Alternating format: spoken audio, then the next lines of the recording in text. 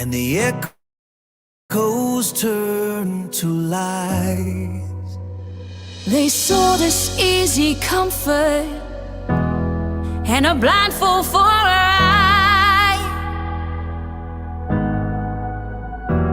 Said to trust the hand it feeds you. Don't you dare to ask it why.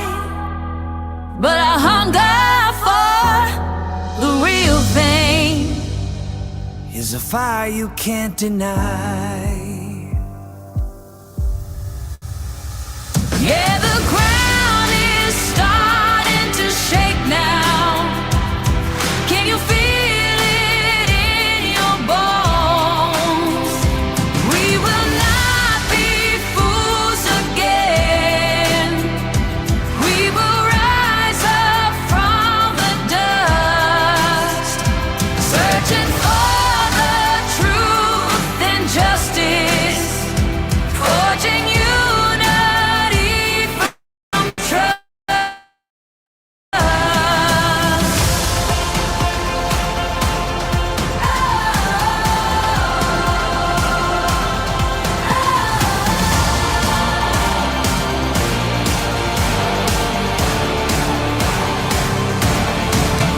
Every color, every creed now, tired of a great divide. We're looking for the facts, not fiction, with our conscience as our guide. They built their thrones on silence, but the quiet's over now.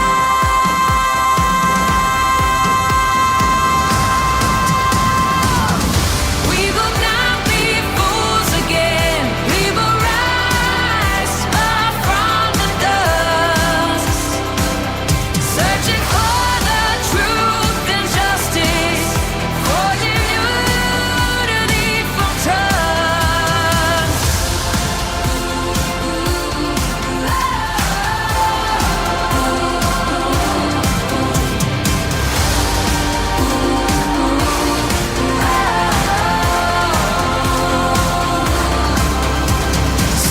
Let them hear the voices, a million strong and clear. The age of make-believe is over. The reckoning is here. We will not be fools. We will rise for justice and for truth. We will not be fools. Brian is innocent. Brian has been essentially convicted in the media. He has a right to have this information withheld, brought out in public, so that people can see it's not this neat little package. So people can start to wonder if Brian's innocent. Your Honor, Brian is innocent. So if I talk about things that are in the affidavit, and if I talk about things that we're seeking that the state wants to hide, I think that's fair game for the public to hear.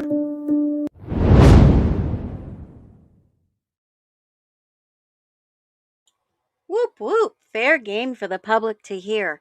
Do you all believe that we should be able to hear the truth in the Idaho 4? If that is you, drop a 1 or a fireball. If you were on the stream this morning, it was freaking awesome. It was amazing. There's some of you that are following me and following this case in great detail that I'm telling you, I have been talking about that freaking knife for a while, and I guarantee you there is no freaking stopping me when it comes to the Idaho 4 truth. And we are doing a special live dig. We are going deeper tonight than we have ever gone before. And I am so excited that every single one of you gets to hear all this first. It is freaking amazing, guys. Just amazing. Some of the things that I read, I find, put together. Other people are starting to talk about it, and I don't care if they steal my thought process or my content. All I care about is that people see and hear what's going on in the Idaho 4. Spread it far and spread it wide. You know, it was so hilarious earlier today. I just have to say, shout out to this amazing individual that has sent me some information, allowed me to use their pictures for my stream anonymously, obviously. And it's okay because they know who they are. When I posted that video this morning and I went through that live, I think I'm going to go live earlier in the day because I get all my information out there in the morning and then it's just bombarded everywhere. It's so cool. I am so excited today. I hope you guys are ready for this fireball. Fantastic afternoon. And, you know, we have some incredible people here. Just give yourself hands on the back, pat your back. I am so proud of every single one of you truthers that have come here to help me. This community shows up to find the truth, and that's just one reason to find the truth. We do challenge narratives that may piss some people off. I'm feeling a little feisty today. We do demand some clarity, and we're getting it now. April is the month of truth. Let the floodgates open. Whew, I got hiccups. Let the floodgates open because we are never going to stop asking those questions. So if that's you, thank you. Truly, from the bottom of my heart, I love you all. Thank you for being part of this mission. And I just have to say, I had to go run some errands this morning, pick up a loved one that was, yes, released from the hospital. I'm so excited. Their quick recovery, many prayers, many rosaries were said. People came together and prayed for wellness. And obviously, it was not that bad. They didn't have to do any type of surgery, which I am so thankful for. And the body is so amazing. Whatever you've been told, your body is able to heal and repair faster and stronger than you've ever been told. And if you don't believe that, I want you to believe that right now. I really do. And I sincerely pray that if anybody is sick in their bodies, that every single cell come into alignment with wellness and purpose. All right, let's get into this. I am so thrilled to see every single one of you. We are going deep.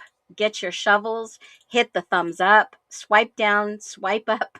You guys, Donna Rose is in the house. Brenda, Donna, Dina, Rebecca, no talkie before coffee. Girl, I love you. I'm so sorry about yesterday. Donna, artsy gal Amanda B is in the house. Whoop whoop. I love Amanda's artwork, you guys. Go and give her a like and a follow on her YouTube. She is growing fast. Definitely, you are welcome. And the mods are so amazing. You are welcome for the work and the time that I put into this. There are some amazing people in here. True to it. Welcome in. Nona, welcome in. Patty, good to see ya, girl. See what Phoenix has in store for us. I got something good.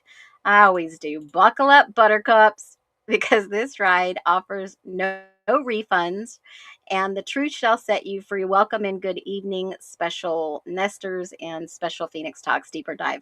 You know, I got a story for you that I'm going to tell you in a minute. Good evening, everyone. Times two. Amanda dropped all those ones and some more fireballs. Yeah, it's a bonus live today. Falling from the beginning in Phoenix. I love it. Following. Whoop, whoop. Here we go, guys. Get ready. Buckle in. This is going to get intense. My youngest son, the baby of 5, is 25, and he says, I'm obsessed. We're obsessed with finding the truth, right? Spicy Phoenix is in the house right now. You have to have surgery on the 21st. Patty, we are praying for you. We are definitely sending you love, good vibes, healing prayers. You got it. Put Patty on the list tonight, guys. I believe in the community of love and prayer. I really do. Now, let's do this. If you all have been excited for this special live just as much as I am going to explain this to you in what basically is a deep dive into the documents that came out. Has anyone read the documents or seen the documents? Because I could have put everything as evidence. even stuff you wouldn't think about: dust, bugs, soil, tiny fibers. Small things matter big. Okay. And I was going through this last night and I was reading, let me grab my notes. This was probably 7 months ago. And I was reading the MPD document. Hold on a minute. Two things I wanted to cover. Elantra, the car and the shovel that was tested for soil in Brian Koberger's car. This caught my interest a couple months ago. I wrote it down. I came back to it last night, and it is plates. Hold on a minute. Let me grab it. Plates, Elantra, soil. Hold on. Where did I put it? MPD 310.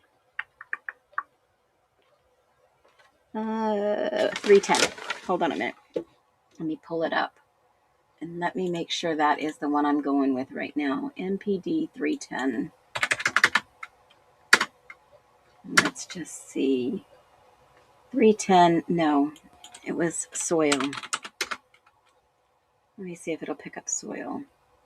Okay, here it is. I'm going to start off with this, and then we're going to do a deep dive into the documents that were just released. Does that sound fair to you guys? Because I want to give you the good stuff first, and then we're going to go through the not so good stuff.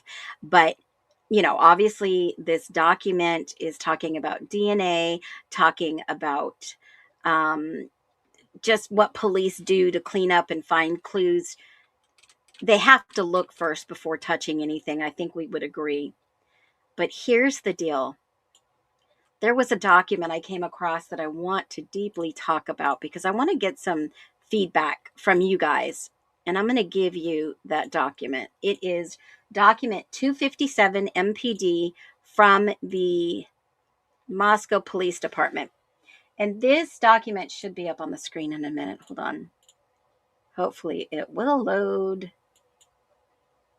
And just so you guys know, I am humbly, very humbly, asking for any donations that you can help with getting one of these document feeder things. Let me just throw it up on the screen.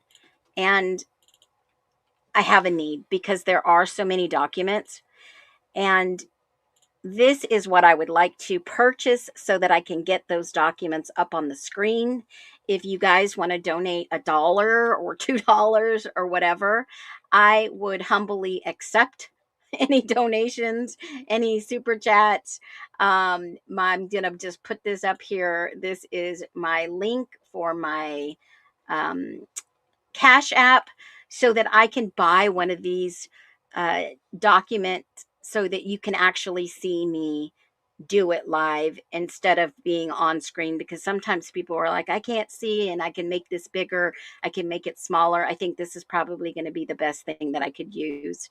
It's just a little camera document that you can put it in there and it will work with my computer so that I could purchase one of those and show you documents a little bit better. If you're interested in donating, there is my my Cash App link. I would greatly appreciate it. I hate asking for things that but this will make everyone easier for you guys to see this. Thank you so much if you do donate for this specific need. I appreciate it. I wouldn't ask if I didn't need it.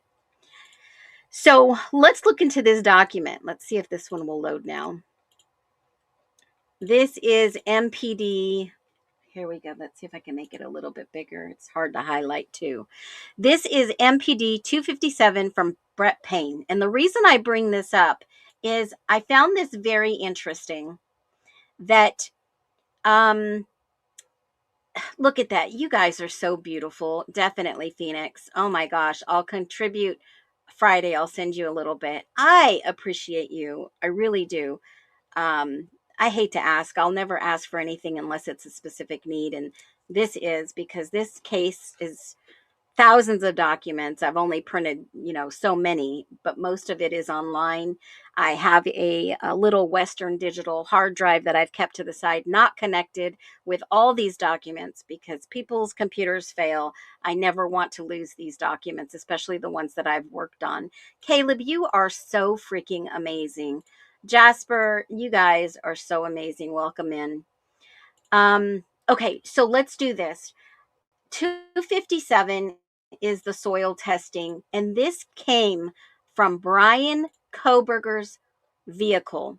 Inked Mama, you are beautiful. Absolutely beautiful community here. Catch you on payday. You guys are amazing. And as soon as I get enough money, I'll order it on Amazon and I'll be here the next day. If you want to send, if you don't have Cash App, you can go. Cash App is the quickest way that I can get a donation without having wait till the end of the month. But Nona Ryan, if you want to give a super sticker, that will definitely help. Look, we are 1/4% way there. K-Cats girl, you are awesome. And Caleb, you've been a member for 3 months. I am almost in tears, guys. I'm almost in tears, and I'm going to tell you why. This community has really touched my heart. And when I say that, I mean it. You guys, if I even began to tell you how much you have touched my life, I'm just going to cry. I really am. The other day, I went to the download in YouTube. Y'all are going to make me cry. I went to the download in YouTube and I did my analytics. And I don't know if you know anything about YouTube and creators and the audience and the content, but I'm willing to stand up for injustice if you guys know me by now. I went to see how many subscribers that I have.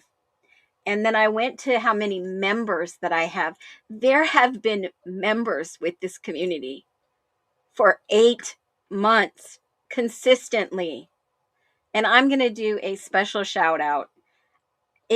I went and got the reports and I was just blown away by some of you that have been members since the beginning of me coming to the tube. I was blown away and very honored that you guys have put me at the top of your list for a small content creator. YouTube sent me a message the other day in an email content saying how my videos are gaining traction and my members are faithful. And it blows me away. Thankful. I am so thankful. 8 members have been, no, 3 members have been with us for 8 months. There you go, Dina. 8 months. A member for 8 months. Dina, special shout out to you. There's quite a few other people that have been members for 8 months. Members for 4 months, 3 months, 2 months. And you guys just keep coming back because you believe in me. And I'm humbly thankful. So thankful. Never doubted your love and appreciated. Thank you so much, guys. Nona, beautiful. Thank you. Oh my God, I'm late. You didn't miss much. I'm just telling you how humbly grateful and thankful I am for this community. Now, let me get into this. This is going to be huge because a lot of us do believe that Brian Koberger is factually innocent. But they never gave us the following report to this. But this stuck in my mind a couple months back. And I really want you to think about this for a minute. The detectives, this was written by Payne, and Payne received an email from the FBI geologist on the 21st of March, 2024. On Friday, I received an email from FBI geologist IS containing the report completed reference for soil found on a shovel recovered from Koberger's white Elantra. I attached the PDF to this report in Spillman case file. The summary of this report is as follows. The soil on the shovel is consistent with, it's supposed to say soil, but it says spoil, found in the Moscow area based off of S's analysis.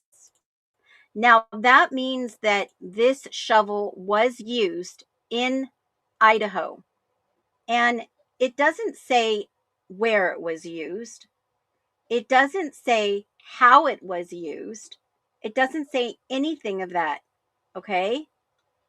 It doesn't even say that he buried a weapon, guys. It's just general terms to say that they tested the soil off the back of the shovel that was found in his car and logged into evidence. The report also stated that the soil was not likely from anywhere east of Moscow. So there was nothing from Moscow beyond east, that it probably was obviously west, but it said this finding also excluded Pennsylvania. So he didn't drive to Pennsylvania and bury this, okay? He didn't drive to Pennsylvania and discard of the soil. He didn't drive to Colorado or anywhere on his journey to bury this weapon. If anything, if you know anything about emergency car, emergency chains, I carry a shovel in the back of our truck in case we get buried and we have to pull ourselves out. Okay? It doesn't say anything that he buried a weapon anywhere or that he went to the river and buried this at the bottom of the river. All right. All it says is that this finding for the soil was not in Pennsylvania. It was not anywhere east of Moscow.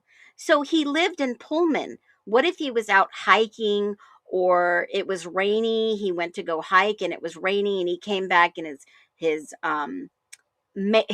tire was actually buried in mud or he couldn't get out, and you have to, I mean, guys, when we got stuck in sand, my husband helped pull somebody out of sand, and we didn't have our shovel at the time in the truck.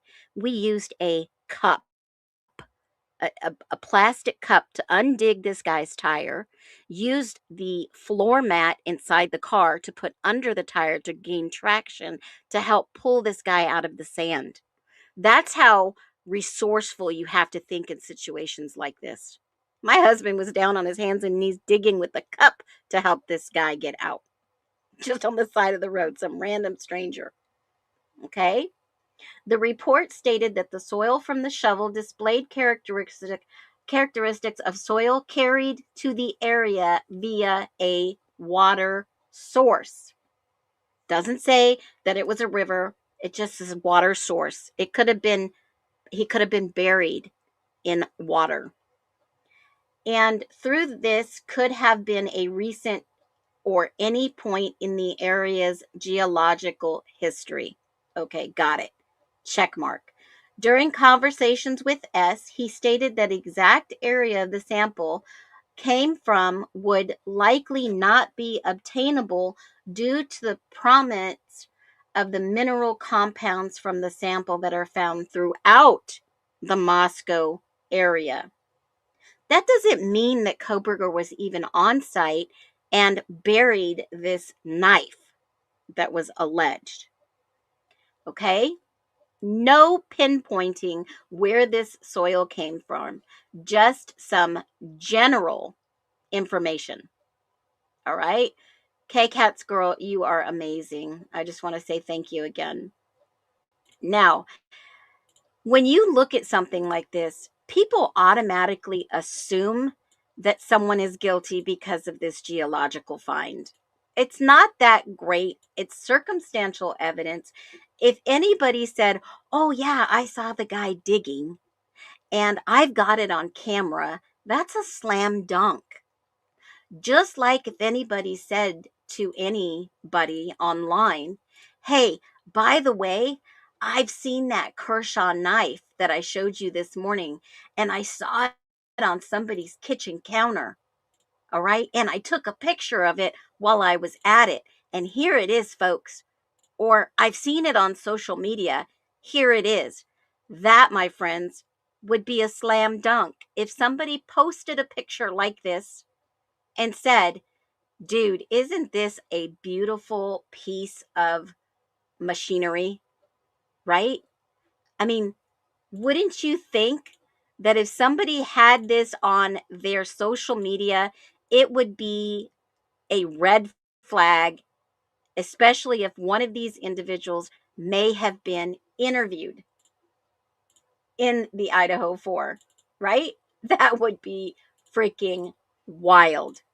Drop a one if you get what I'm putting down, because when I started thinking about this, I was like, whoa, this makes freaking total sense. Okay. This is not the weapon. I want to repeat this. This is not the weapon. This is not on social media. This is a member of our community that watched the live this morning and said, dude, I've got the same knife. I had to go and I had to grab it and I had to go and check this knife out. And believe it or not, it's a beautiful knife owned by a woman. Owned by a woman. It's not a like dangerous type of knife to own. They went and they gave me some screenshots to see if the DNA or it would be of any possible fingerprints would be on it. And absolutely there would be. Iridescent, beautiful, small, just enough to maybe make somebody say, ouch, right? If you guys agree with me. Ouch. It is a beautiful piece of machinery. But let me say this. They even went the step to put their fingerprints on it. It would pick it up. But if these individuals were wearing gloves, and this was their knife, it wouldn't pick up that DNA. But what I've been saying for almost a year is in evidence that Kershaw knife that I've showed over and over and over again. You can go back and look at all of my videos, especially the ones with the Kershaw knife. This Kershaw knife evidence, it is evidence. It's in Moscow Police Department listed as factual evidence. Okay. I'll give you a picture of that because I love people who come in here and say, no, it's not. Yes, it is. And it was found on the 16th of November, 2022 inside 1122 King Road. It was logged in. And a lot of people keep these knives for protection, and it could be a serious ouch. Wouldn't a woman want a folding knife? It described as it's small, it's curious, it will make people think twice if they're going to mess with you. Absolutely.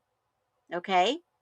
Now, if this knife had been used, she even showed me on this knife where you would see residue on the knife. This blade has been used. In fact, it's been used. We never see evidence of this knife from the ISP. I have requested from the ISP specifically any forensic testing for this Kershaw knife, guys. ISP has been very generous with me. They're the only agency that has been playing nice with me this entire time. If you remember, I requested all the forensics documents in regards to this case that they were able to release, and they did on, of all days, Halloween last year, 25. Okay? Now, if they had this document tested, they never released that information. And if this had been used, there has to be somebody's DNA on it. If allegedly one of the victims used this knife on somebody, it would have the perpetrator's DNA.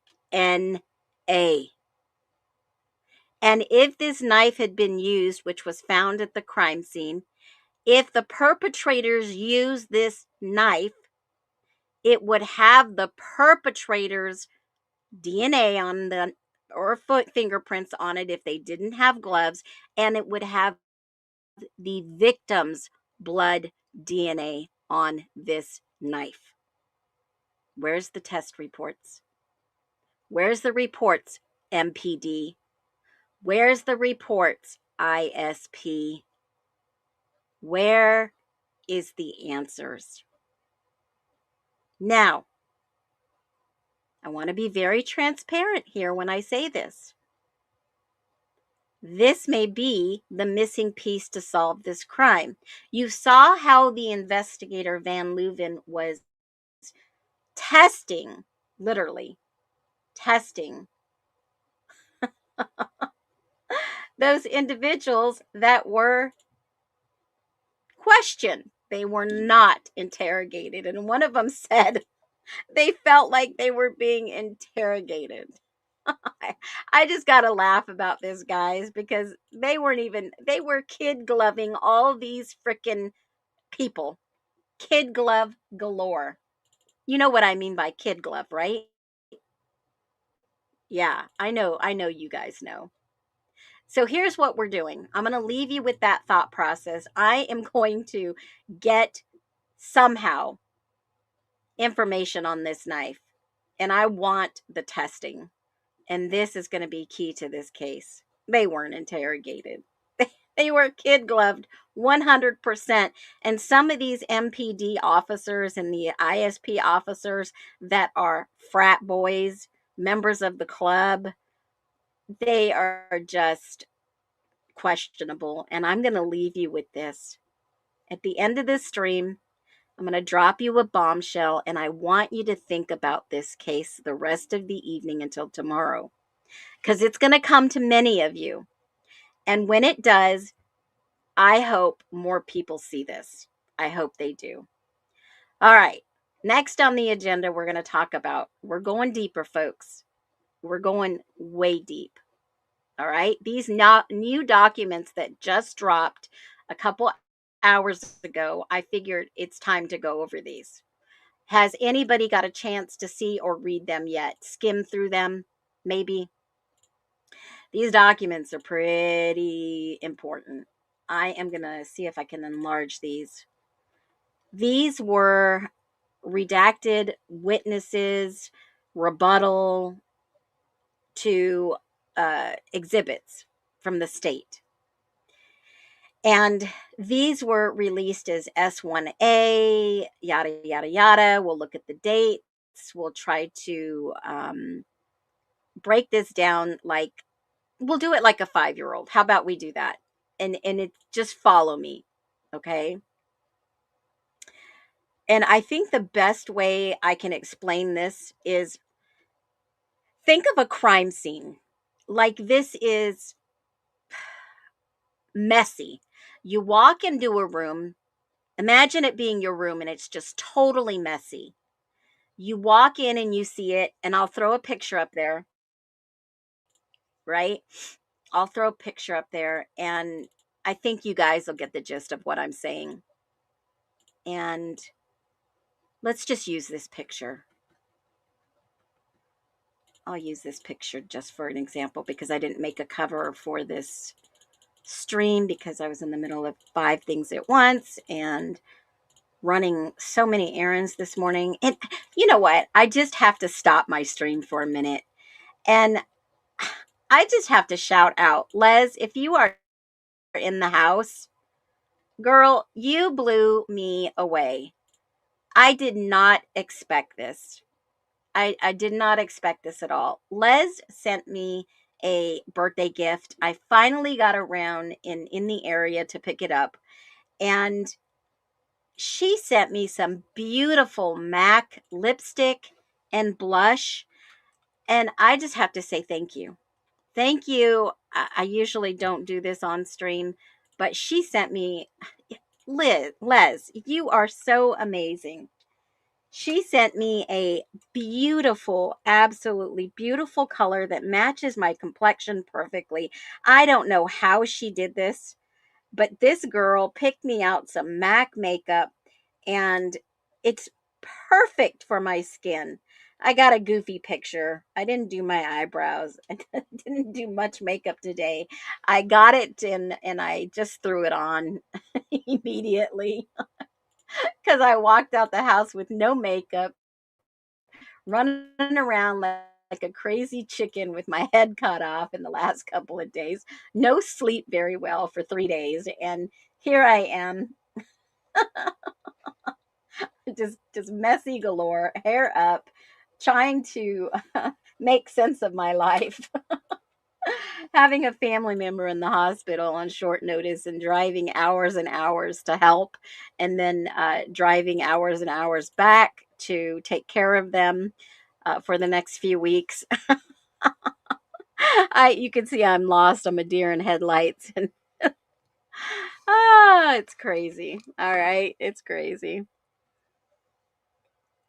Absolutely, 57 terabytes to go, Caleb. We need the rest of them. So shout out to Les. She is a blessing to me, just a blessing.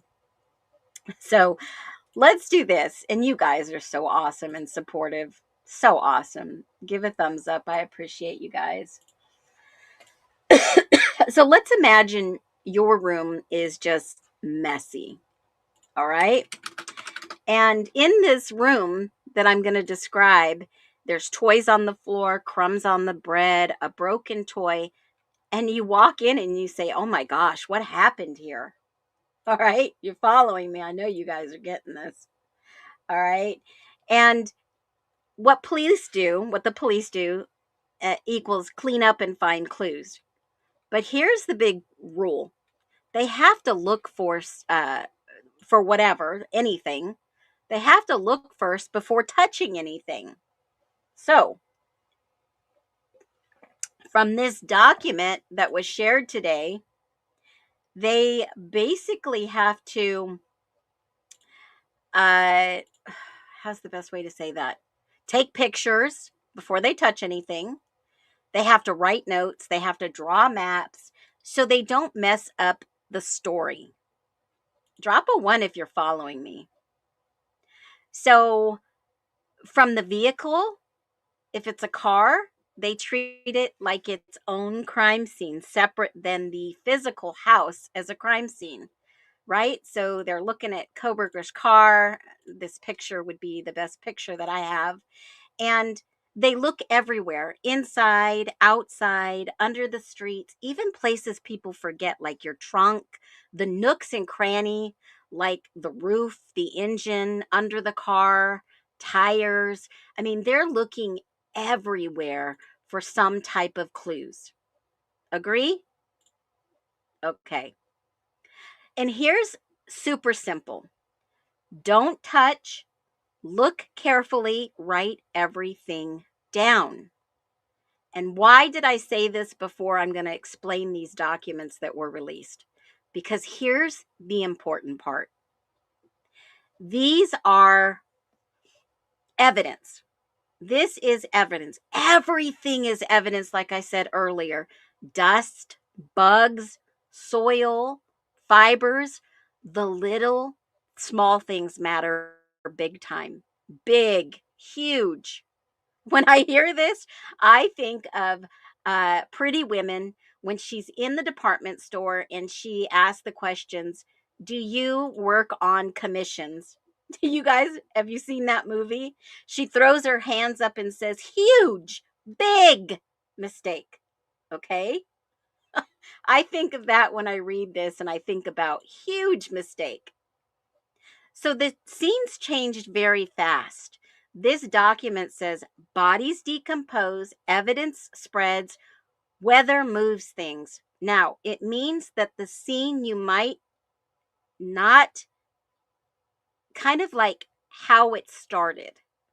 Things have been moved, tables have been shifted, bodies decompose, evidence spreads all over, especially when the police walk in.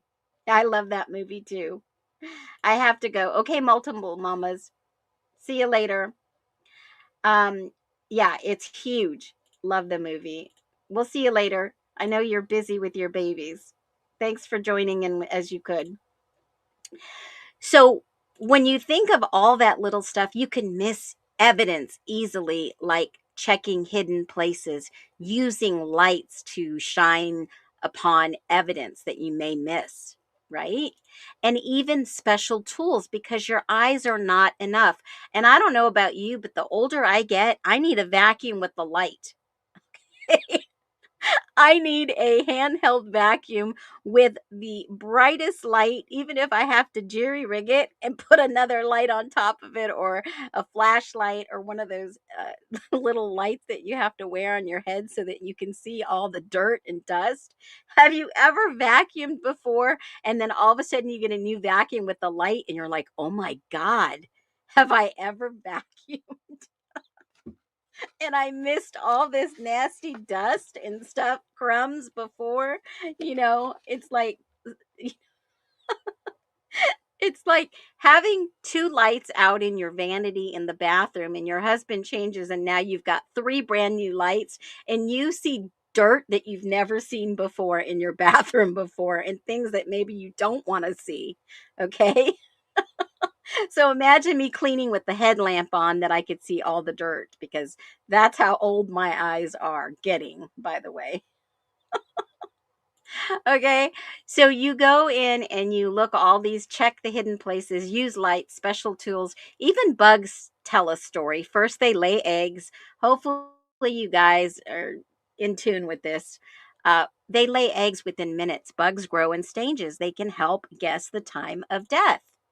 Okay. They can. They can definitely do that. And evidence can be destroyed. Fire scenes, just for an example, there was no fire here, but just an example of fire.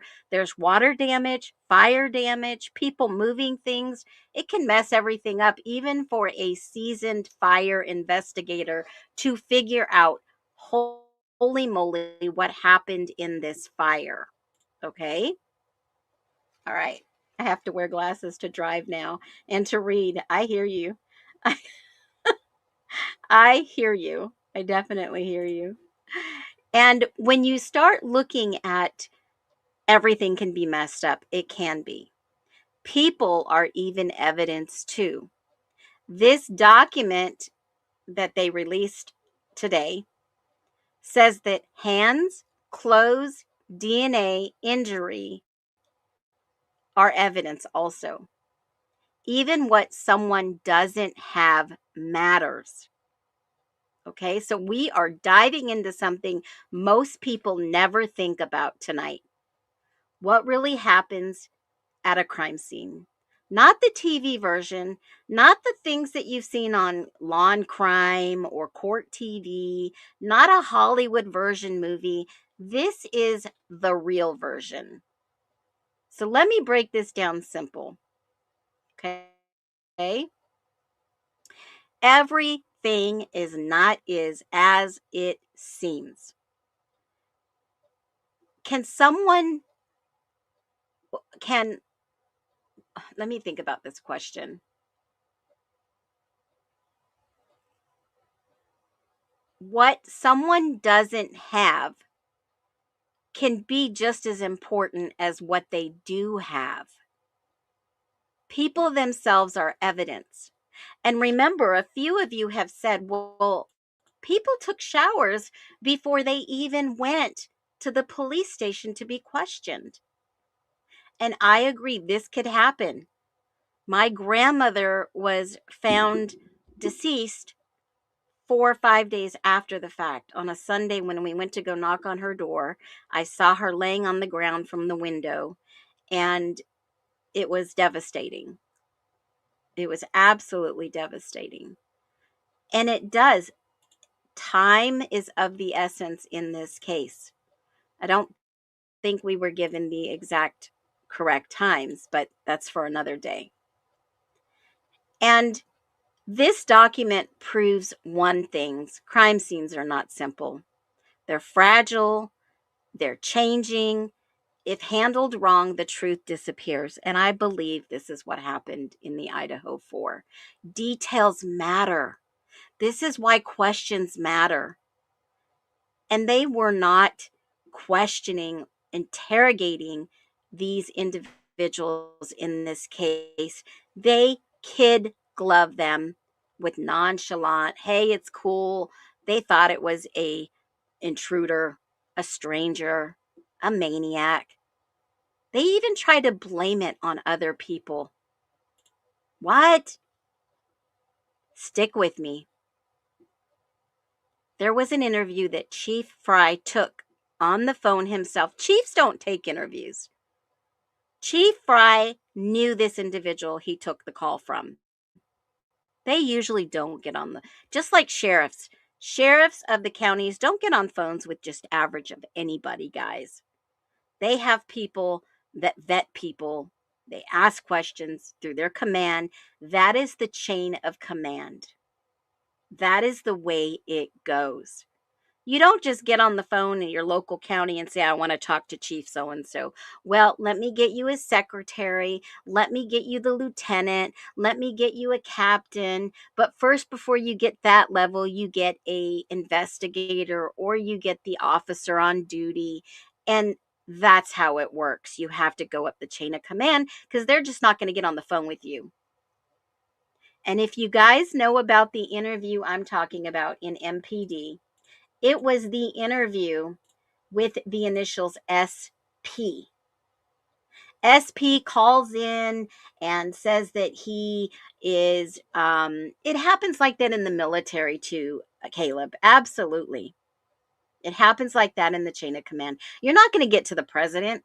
You're going to go through a representative, then you're going to go through a couple of other people. You might get to the VP, but they're not going to call you. You'll get a general email, right?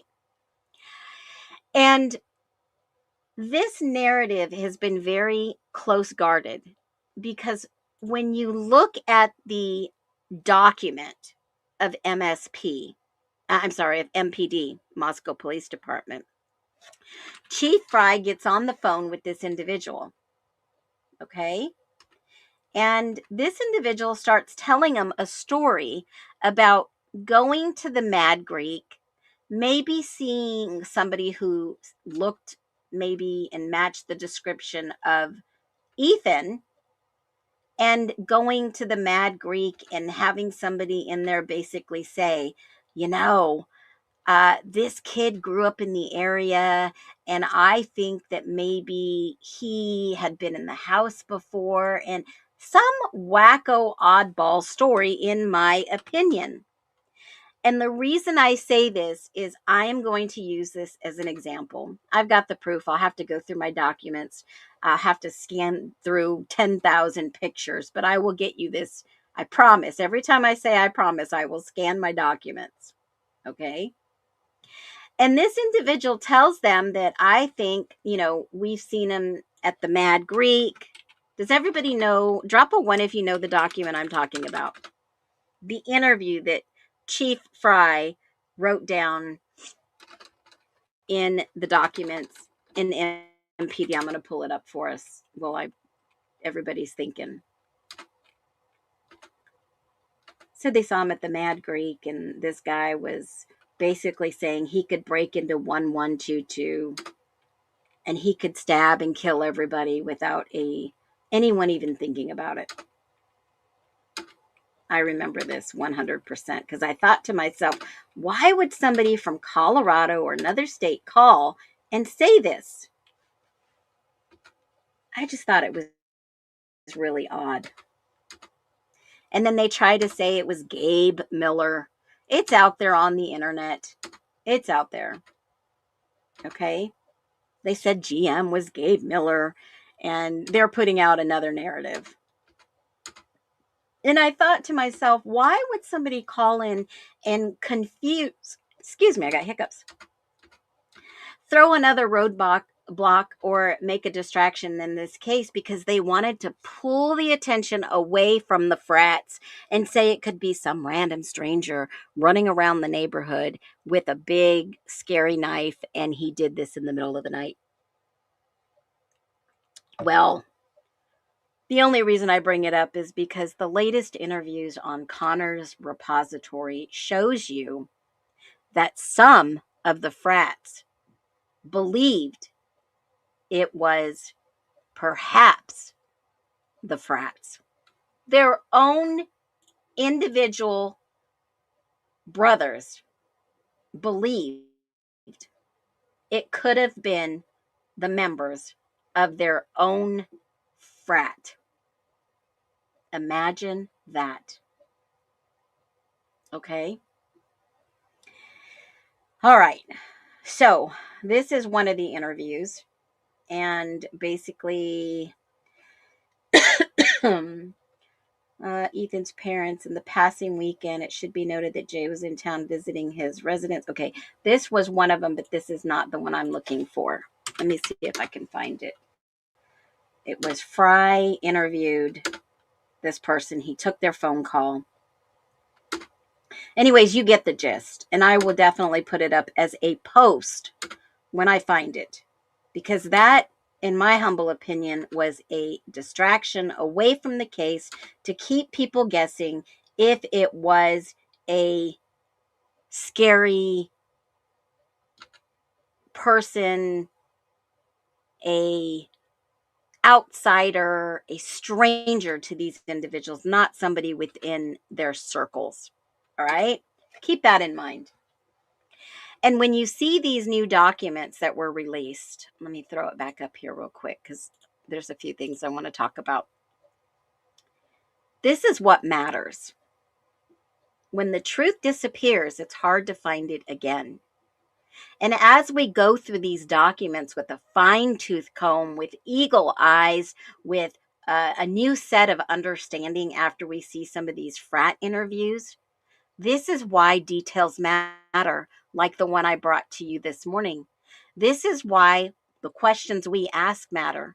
This is why you matter in this case. Because the truth is only as strong as how it's handled or shared. I'm going to ask you some rapid fire questions. Should crime scenes ever be rechecked? Yes or no? Drop them below. This is going to be fast. Should crime scenes be rechecked? Yes or no? Can evidence be missed? Yes or no? Can crime scenes change over time? Yes or no? Just like we've noticed interviews, going back to the beginning, Bethany's interview, listening to these things again, looking at her statements, looking at Dylan's statements, looking at certain things, hindsight's 2020.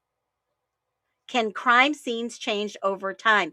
Do small details matter? Yes or no?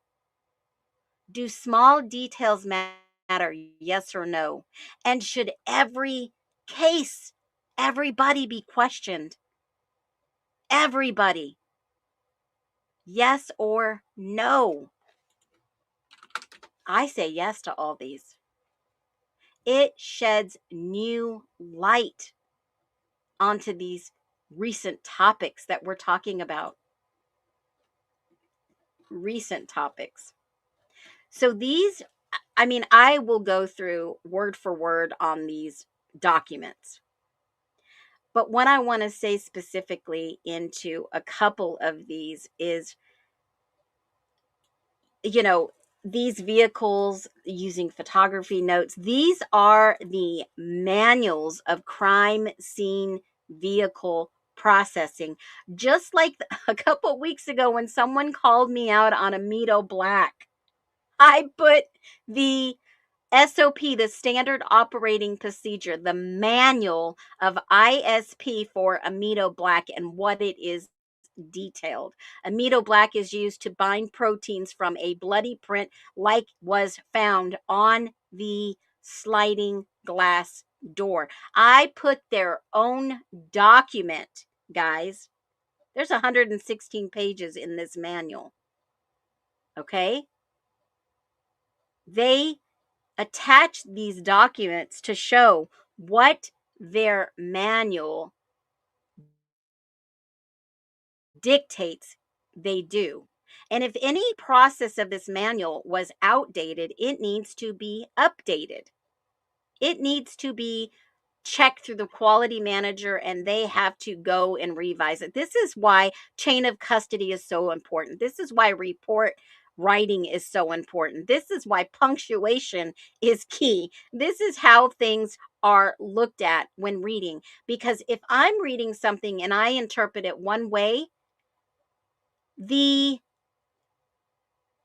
experts may interpret it a different way. Now, I'm not saying I'm an expert, not saying that at all, but we could question everything when it comes to these reports, when it comes to these forensics documents. This is all procedures manual.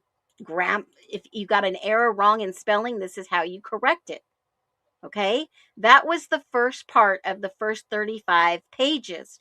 And then we get to the rebuttal expert disclosure, Exhibit S2.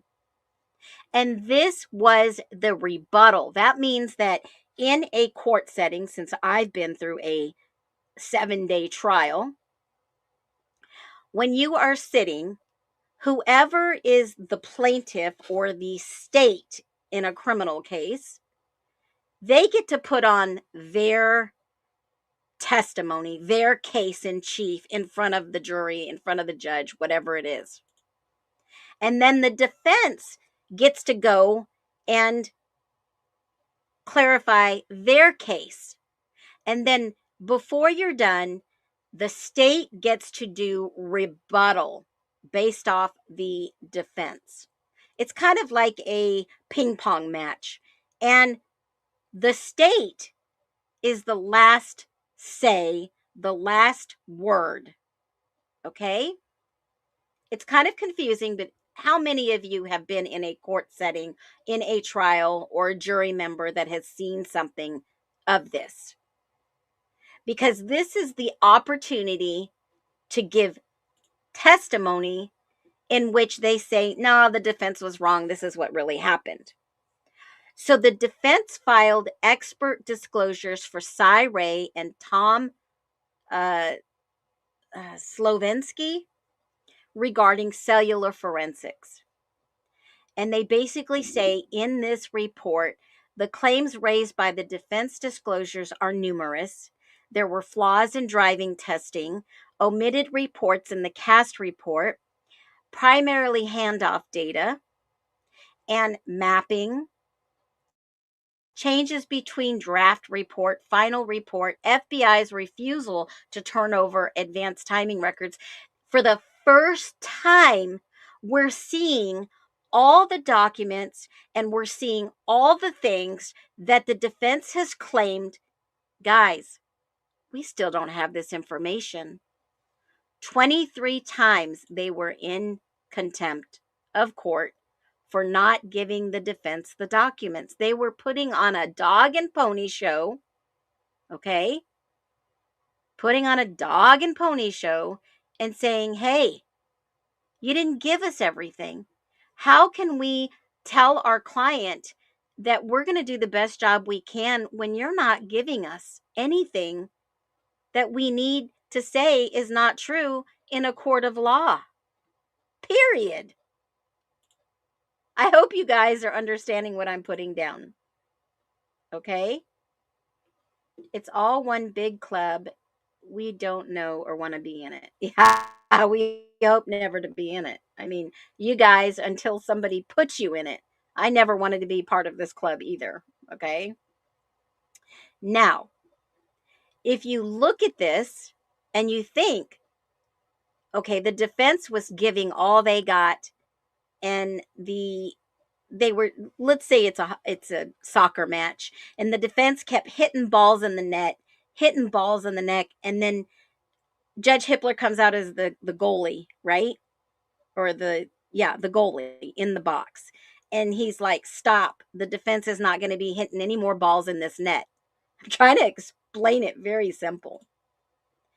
And then the defense sent all these allegations and says that the test drive data was wrong, the plotted maps were wrong, the team of the FBI cellular cast is wrong. Everything is wrong. Kind of like what we've been saying in looking at even the vehicle itself was wrong. Okay? And even speaking of that vehicle, I put an example of this vehicle last night when, they're asking this kid, this vehicle, the detective asked, do me a favor, help me with this vehicle. Help me point out whose vehicle this is, because this vehicle, whose parents own this vehicle, the vehicle is distinctive, very precise. It has extended tail lights. It is definitely a 2013. Okay, and I narrowed it down to the fog lights. Very specific model, very specific picture of the fog lights, the tail lights. This was a car that everyone saw in Sigma Chi. Very familiar car. Very familiar. But yet nobody would admit. How many people were asked about seeing the car? I think I could count 4 or 5 people this morning. They asked about the car. They asked about 2 people about the K-bar. Hey, you're an outdoorsman. You know about these K-bars, right? Oh, yeah, I got a special one my grandpa made. Yeah, I'm an outdoorsman. I've seen K-bars not like that before, though. And then the Kershaw knife, allegedly rainbowed Kershaw knife that they've had in evidence forever. All right? You're getting to where I'm going with this, guys. Are you following me? Drop a fireball or type a 1 so I know you're still with me. I know this is convoluted, but I want to make it as easy for you to understand as possible. Basically, they were saying, nope, you're railroading. You're railroading us, and you don't have anything on our client. Mastoff, Taylor, Bika Barlow, they were experts in their field. They were putting these girls, women, professionals to the test. These men at the table, and Jennings, were putting these professionals to the test, throwing all they could out there. Then they give us the bombshell. Regarding the final report, page 26 and 27 showed cellular activity for Maddie Mogen and Xana Kernodle's phone, along with the test drive data for the cell site used by their phones. S2B was the supplemental response. The drive test data was not shown to determine where their phones could have been. Their phones were recovered from inside their residence, therefore, the crime scene. So allegedly, the state was trying to say that Mogen and Kernodle's phones were being moved, but the phones were at the crime scene. And the defense says it was shown to illustrate that the drive test data and coverage maps are consistent with a known event. Their phones used particular cell site that were located at the crime scene. Then the defense says that the CAS report wasn't there. Okay? The cast was not correct by the FBI. So not only do you have the FBI that's wrong, you've got the state sending wrong information. And the defense's team, the defense team, was on top of this.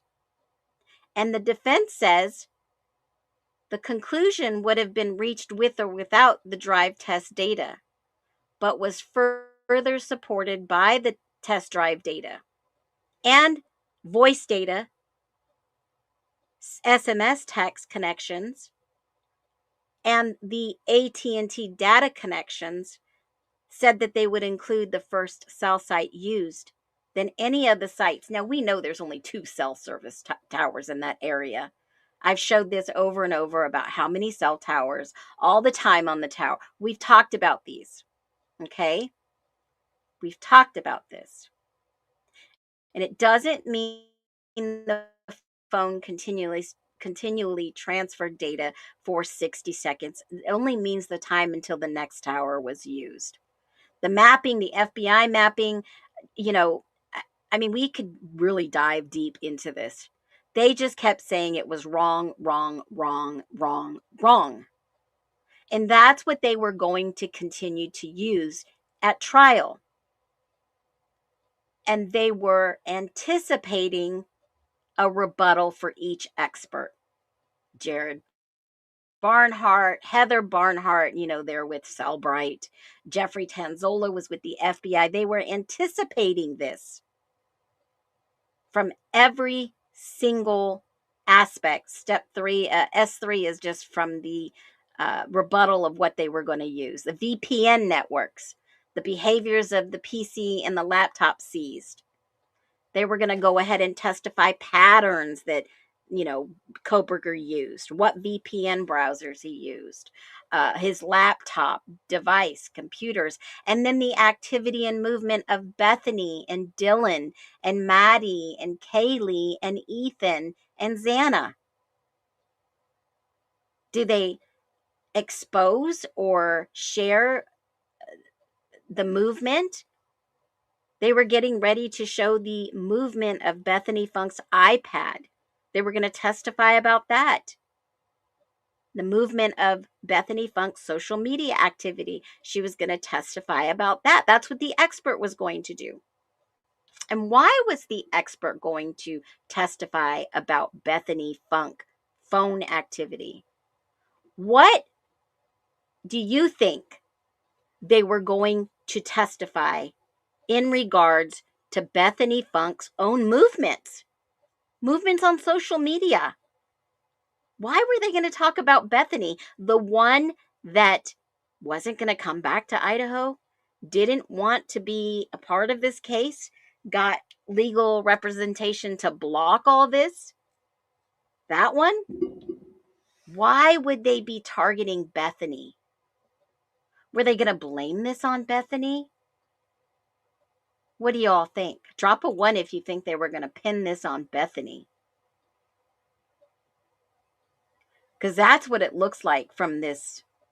Somebody was going to testify just about Bethany. It says that they were going to testify about everybody in the house's movement, but then it says specifically Bethany. They call her out, folks. They call Bethany out. And remember, all these people, per Judge Hippler, were going to be called as witnesses anyways. If anybody gets up on the crime scene and admits this horrible atrocity and confesses, then great, right?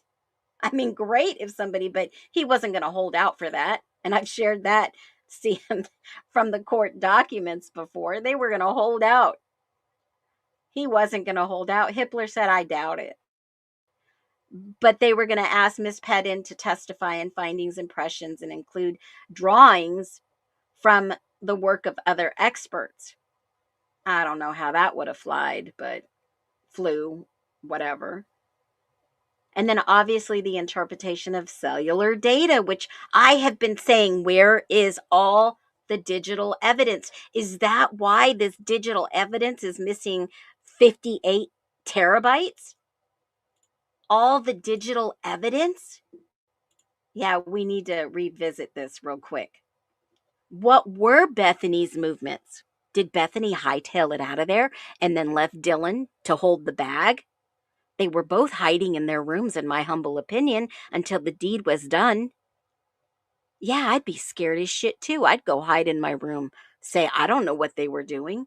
Was it a signal given to Bethany that the deed was done when the lights were flashing or whenever she saw underneath her door? Was that a signal?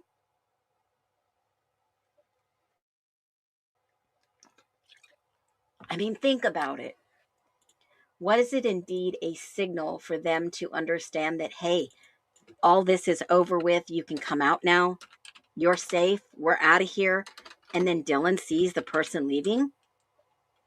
Did anybody think about, I've thought about this before, like a signal. Hey, you're good to go. You're good to go. You guys are safe, you can leave, the deed's done, and yeah, you can start texting each other. Stayed in their rooms. Both of them stayed in their rooms. Did a commotion start and they ran for cover, run for safety to their room? They didn't want to be a part of anything. And these guys just went at it. A commotion. Is that what maybe happened? Because they both talk about it. They both talk about they're there. They're there while this is happening, allegedly. The cop asked her, "Were you here all night?" Well, yeah, uh, yeah, kind of. I mean, yeah. Yeah, in my humble, it didn't look like they were in their rooms. Well, could have been. I think Bethany was brought home before the cops came. Their cellular digital evidence would have been able to pinpoint where they were. They didn't want this to go to trial. The truth would have came out in trial. Remember, I even filled, as a small creator, I filled out everything because I do have ties in Boise. I have ties in Idaho. I have family. But I filled it out because I was going to go stay with my family and go to trial. I wanted to hear what this trial was about. They would have brought up things that would have let the cat out of the bag. How would they defend themselves in a rebuttal from a witness, or let's just say a defense team, saying, no, Bethany was inside her room the whole time. She had to have heard what was going on. But if Bethany wasn't there, then they could say, well, Bethany was never there, so she can't be a witness. Or Dylan was never there. She can't be a witness. There would have been too much back and forth catch 22s, guys. Their stories are different. Yes. How would you rectify that in a court hearing, in a trial of a mass 4 people dead? How would you rectify that? You can't. Humbly, you can't. You can't. And yes, somebody had to be part of the cleanup crew. Logic states the simplest answer. Obviously, I've been talking about this forever. Occam's razor. Everybody knows what that is, right? When you think about this case, the easiest answer is the simplest answer. Basically, it's a problem-solving principle. It's like the Socratic method, in my humble opinion. That's what I think. And it's the possible smallest set of elements. All right? In a nutshell, it means that it's more valuable, which requires fewer other circumstances being equal. So, for one thing, we're demonstrated from many, and another thing from fewer equal known premise. Clearly, that's better from which is fewer, because then it makes us know quickly the answer. And I don't know how to explain it in just in a nutshell, but it actually is in a condensed. Occam's razor is a principle that suggests the simplest explanation requiring the fewest assumptions. So let's not assume what happened at 1122 based on all the news media, all the online social, all these punching down creators. What do I mean? Somebody shared with me today, and I think Caleb, there is a word called punching down, and he even sent me a video that I had to go and look, and it basically means to insult or abuse someone for being lesser in some way, using objectively in on your behalf. And I saw this video today that just made me think, and I adore her. She is spot on. And they've been watching me for some time too, and they caught on to what's going on. But she made this video today that I want to share with you. I think this is going to explain it in a nutshell.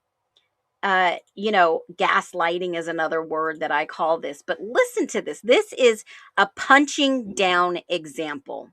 Here we go. To be a patient person. And like I've said a bunch of times, Hold on a minute.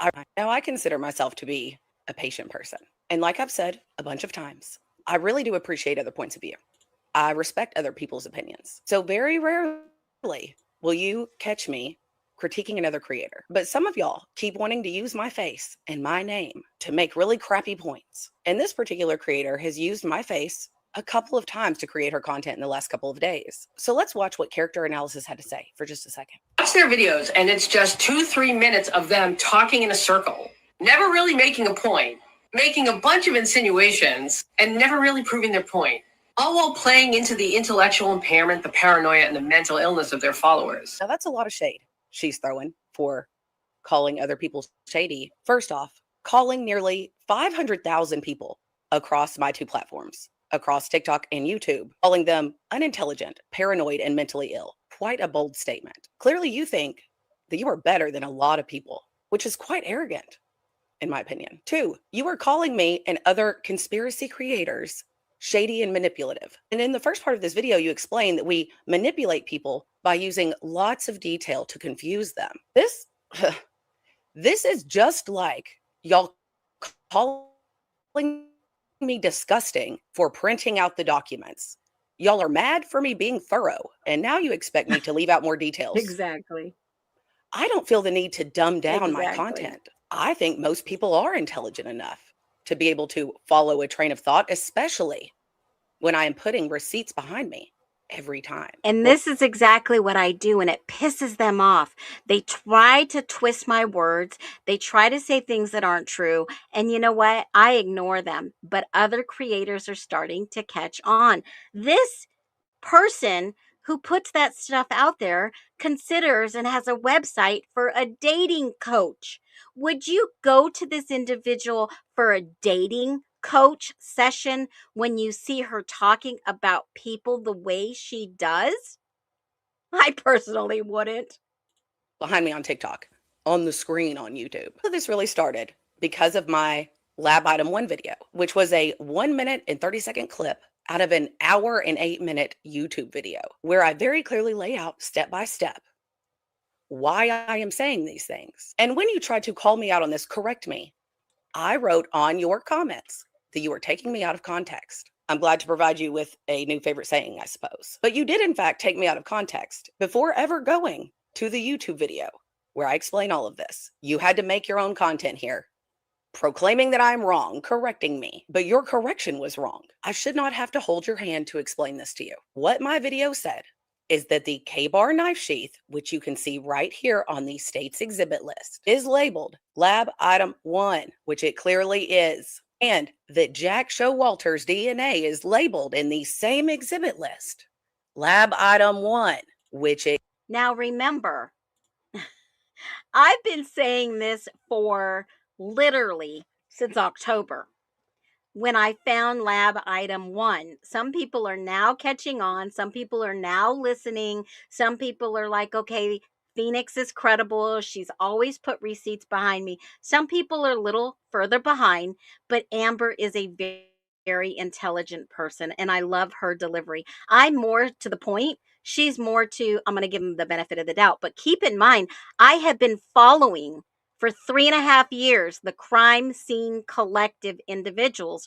And this person used to be on part of a panel and associated with many creators that are pushing the narrative, especially in this case, other cases like Olivia, Chronicles of Olivia was pushing. There are creators behind them in the Crime Scene Collective to push certain narratives. Just some creators are not clued in to who these individuals are yet. But the more they watch, the more they see the same individuals that are pushing certain narratives. It clearly is. And your correction was that the sheath is not Lab Item 1. Yes, it is. Literally, yes, it is. Then you jump to a conclusion by trying to say that my point was that Jack Showalter's DNA was on the knife sheath. That's not what I said. What I said was, how is both Jack Showalter's DNA and the K-bar knife sheath labeled Lab Item 1? My whole point being, because when we're looking at the labs, they're not specifying which Lab Item 1 it would be, because as you can see, when it tests things, it just lists the item number. Seems like that should be cause for concern for everyone. Then there's people telling me that I'm mixing things up because there's 2 different case numbers. Yes, There is 2 different case numbers. I also talked about that in the hour and 8-minute video. And it's also a problem because why are 2 guys, 2 University of Idaho frat boy students being filed under a different case number than the entire rest of the IDAHO4 case? You Correct. should have questions about that too. But I already spent an hour and 8 minutes detailing all of this. I do not have to do your homework for you. Then you have the audacity to not only stay in my comment section, but then you're going to try to say stuff like this to Jules. For real though, what is your end goal? No one with any influence pays attention to you and you never leave your echo chamber long enough to enact any real change. I know you are not talking about echo chambers, ma'am. You say you're going to keep talking about this case, which is fine, but to what end? What are you hoping to achieve? Because from an outsider perspective, it looks like the only reason you keep talking about the case is because you've built a nice little vacuum for yourself where everybody tells you that you're right, which is what your fragile ego desperately needs. Stop the charade. You don't care about the truth. If you did, you'd be trying harder to get people to listen to you, but you're not. You're just saying the same plays, blah, blah, blah. Ma'am, what are you doing? What are you hoping to achieve? Because people like Jules, people like me, we continue to make content about the IDAHO4 because we honestly believe something is wrong with this case. We are actively searching for answers, actively Amen. searching for truth. If you believe the narrative so strongly, then why are you still making IDAHO4 content? I'm so tired of hearing that when the mainstream creators, the narrative defenders, the guilters, whatever you want to call them, constantly pump out IDAHO4 videos. Y'all make more videos about the IDAHO4 than I do. So what are you hoping to achieve? Because you're not doing anything but bullying people with different opinions than you and trying to convince people they're wrong when you're wrong. And you ain't got to like us, that's fine. But what you do need to do is put some respect on Jules' name, because a lot of the facts and information you make content on came From her. Yep. from her. Now, generally, character, I have watched your content in the past. I followed you for a short period of time because, like I said, I do enjoy different points of view. I want to hear other people's opinions. And over time, I've thought you've made a couple good points. I've even quoted you a couple of times in my YouTube videos. But the more time that goes by and the more information that comes out about this case that contradicts the mainstream narrative, that brings up real questions that all of us should have, the meaner and more aggressive some of y'all get. I've had to unfollow several people that I respected. But I think y'all, because it's not just you, character, I don't mean all of this directly at you. Some of it I do because you've been coming directly at me. But in general, the contempt and the superiority that some of y'all display is mind-boggling. You think you know everything, so you don't have to figure anything else out. You can just prove everyone wrong, but clearly you do not know everything. None of us know everything. And while I know that, while Jules knows that, you don't seem to know that. Exactly. All figured out, and everyone else is stupid, unintelligent, paranoid, and mentally ill, to quote you. But ma'am, please sit down, because I've tried so hard to remain respectful to everyone. People that agree with me and people that don't. While y'all constantly disrespect me. And like I said, I'm a very patient person. And I know the internet thinks I'm a very nice person. And I am a nice person, I think. But I'm not as nice as y'all think that I am. I'm patient. And I'm quickly running out of patience with this. So kindly, next time you want to make content off my content, which is fine in itself, at least try to understand what the hell I'm even talking about before you try to correct me. Okay, bye. Now I consider myself. I love her response. And some of these people's comments, I went for the comment section, folks. I'm so happy to see you clap back at Lord Farquaad. She never has anything to bring to the conversation about IDAHO4 and only likes to hear herself to be the soundboard for her own uncritical thoughts. Now, one girl says, and this is Midwest Chicken Shore, just for the note, say the word queen and I'll release the chickens. I said, release, release. And she says, got you too, girl. I'm like, release. Other people are like, release the chickens, release them. I love it. I absolutely love the response that she gave. Now, in regards to what I'm saying, in regards to being broken down, we are definitely sharing the truth. We just have a different delivery system for every single person that would appeal to different people. And she is very classy. I love her too. There's some really good content creators out there that are sharing the information. And I know they watch me and they pick up things and then they go report. I don't care. Just as long as people are getting the information is all I matter. I don't care if you're watching Harsh, you're watching Amber, Midwest, Birdie. If you're watching a truther in this, God bless you. But be smart about who you follow and who you watch in this case. Read the documents from time to time, and obviously stay away from those who are so toxic and may be doing this just to get attention. Even though they're pushing the narrative some people want you to listen to. They talk about low IQ content. They talk about we can't comprehend. They talk about eyebrows or looks, excuse me. They talk about so much nonsense, or maybe you were dropped on your head, right? And then they even comment about, oh, we're so wrong. This is your brain on Phoenix, in the frying pan.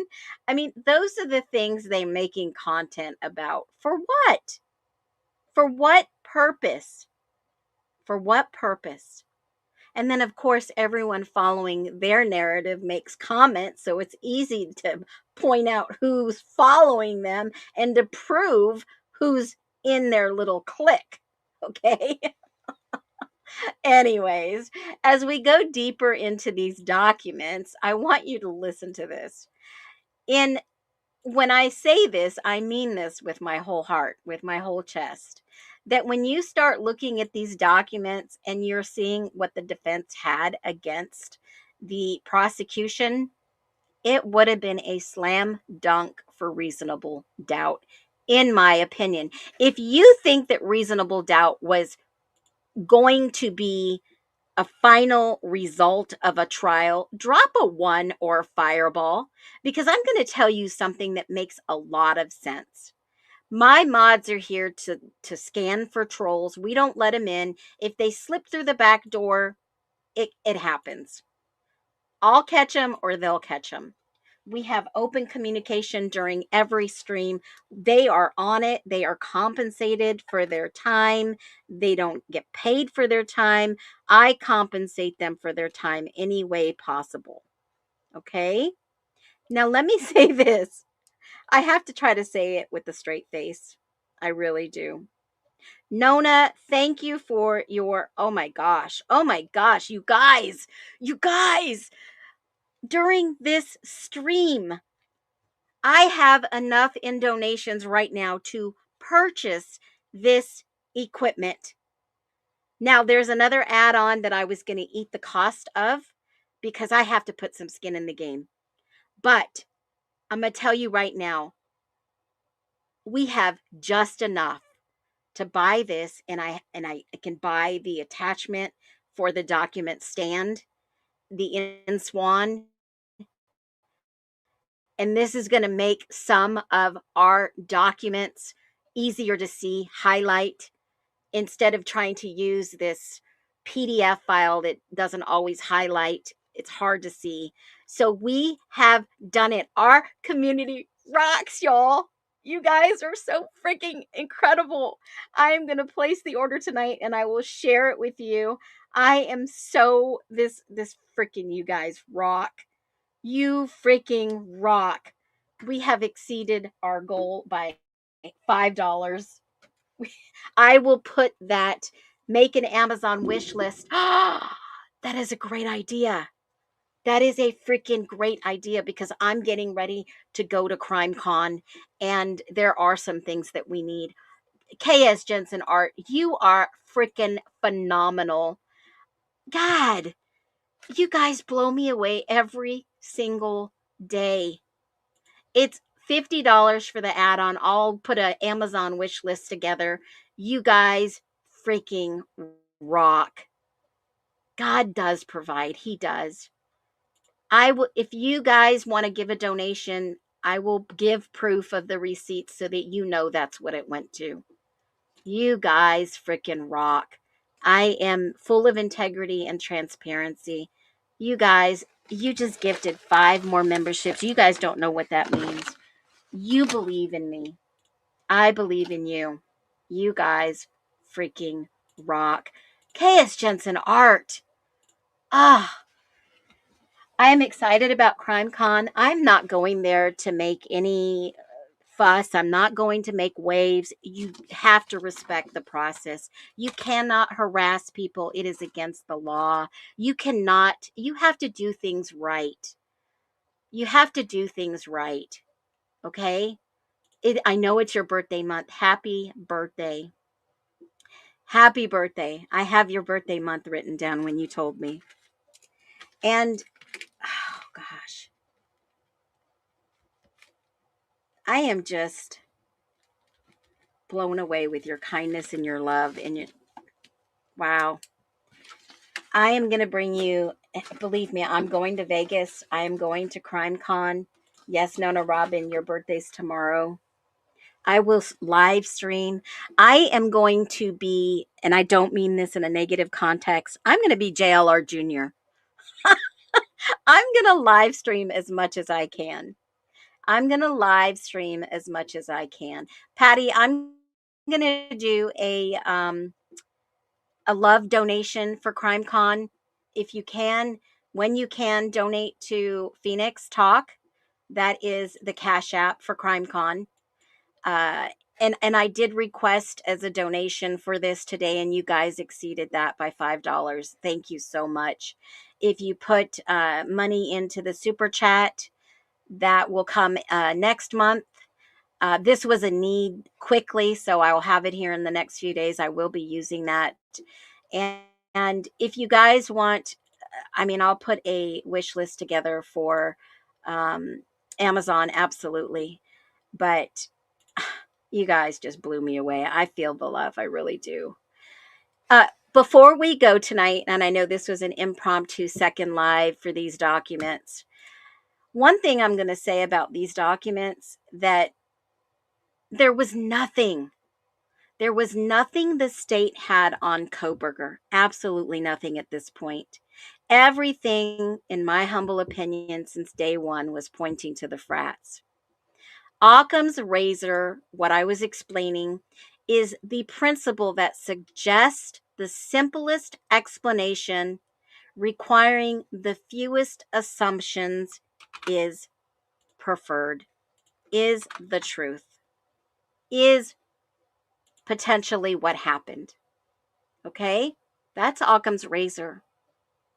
And when you look at the events in going deeper in the IDAHO4 case, there was no evidence against Koberger. In my humble opinion, they threw him under the bus. Either someone knew of him and they blamed him. He is with an agency. He is a protected individual. He is someone that is been thrown to the wolves or part of the system. And somebody with autism. And if that is absolutely true, that he was an innocent bystander, I will scream till the cows come home for the Innocent Project to help him. Now, somebody asked me, let's just look it up real quick. Idaho Department of Corrections. Let's just see. I can do a search. Let's just see if he is actually still in the system. Okay, let's just see if he's still in the system. And let me get over there real quick and I'll show you. And where am I at? Here we go. It still says that he is in the system as of 7:22 a.m. That was this morning. Okay? And he's still in there as a termer for life for 4 counts of murder and 1 count of burglary. But that was this morning. I check this every morning to see if he has been transferred. I even call the guard on duty, guys. Okay? Whether they're telling me the truth or not, I believe them because obviously that's probably what they were told to say, if anything. Okay? So if anybody thinks I'm out here defending him, if he is factually innocent, had nothing to do with this at all, then we should fight for those who are innocent. Absolutely should. And this is they keep moving the goalpost. Well, when we've had enough as a community, I'm not saying collective, if we've had enough as a community, then we find the truth. We poke the holes in the story that was sold. We make the narrative collapse. And that is how we get this case moving forward. I'm going to leave you with this. Not many people are going to tell you this. You know that I'm the GOAT. I'm just going to say it. More people have told me I'm the GOAT than you know. Every single day I hear this, and I humbly repeat it. Okay? I humbly repeat it. The GOAT in the Idaho 4 is Phoenix. I'm going to call it out. I'm going to show you what I found today. And I want you to think about something. I want you to think about this. And this is what I wanted, and I alluded to you earlier to think about this all night long. We caught on to what was going on. There was somebody on the witness list for the state. Now, just because their name is on the list doesn't mean they're going to call them to trial. There was somebody on the witness list who's officially was subpoenaed. Yes, folks. Subpoenaed to come to court right here. CM was subpoenaed on 2/14/25 to come to court. And I thought, who is CM? You know, I could have gone to the City of Moscow website, looked around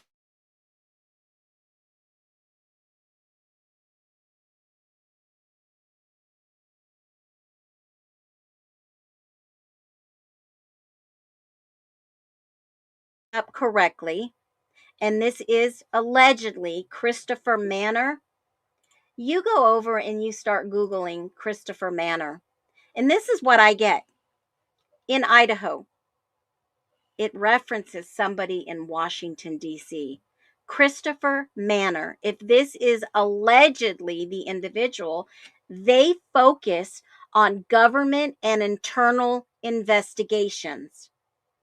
If this is true, Foreign Corrupt Practices Act, Enforcement Matters, and White Collar Crime Defense.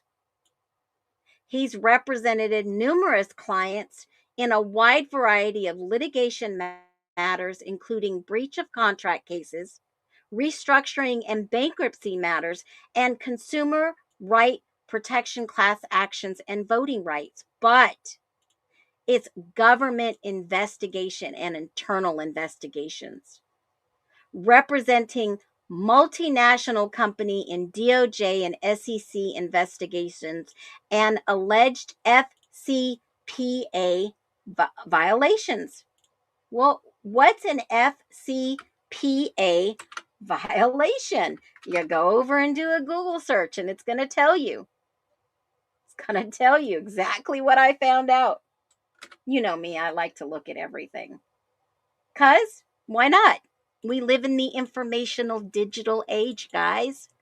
We should know and have transparency in police investigations, in government official investigations. FCPA violations involve bribing foreign officials or failing to maintain accurate books in internal controls with enforcement by the DOJ and the SEC, leading to significant criminal and civil penalties.